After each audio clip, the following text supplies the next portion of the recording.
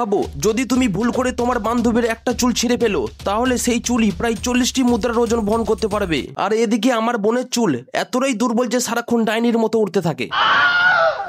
যদি তুমি তার চুলের অর্ধেকটা বেনি করে পেঁচে দাও, তাহলে এটি এতটাই শক্তিশালী হবে যে একটি গাড়ি পর্যন্ত ঝুলে পড়বে। আর যদি তুমি সাহস করে তার সমস্ত চুল টেনে ছিঁড়ে বের করো, তাহলে এটি সহজেই 15 টন ওজন বহন করতে পারবে, যেটা একটা বড় তিমির সমান। একমাত্র সমস্যা হলো চুল ছেঁড়ার পর তোমার বান্ধবী থেকে তুমি আর বাঁচতে পারবে না। এবার ভাবো তো, যদি 10 বছরের একটা বাচ্চা তোমাকে আক্রমণ করে, তুমি অবশ্যই ছোট্ট বাচ্চা বলে হাসবে। কিন্তু যদি 10 জন একসাথে তোমাকে আক্রমণ করে, তাহলে তোমার মুখ থেকে হাসি উধাও হয়ে যাবে। যখন গণনা 25-এ পৌঁছাবে, ভাই ভাবো পুরো জুনিয়র ফুটবল টিম তোমাকে আক্রমণ করছে। এমন পরিস্থিতিতে হিরো হওয়ার চেষ্টা করার পরিবর্তে পিছন ফিরে দৌড়ানোই ভালো। পরের বার আমরা দেখব যদি 100 জন একসাথে নখ কেটে নদীতে ফেলে, তাহলে তার ভয়ানক দৃশ্যটা কেমন হবে।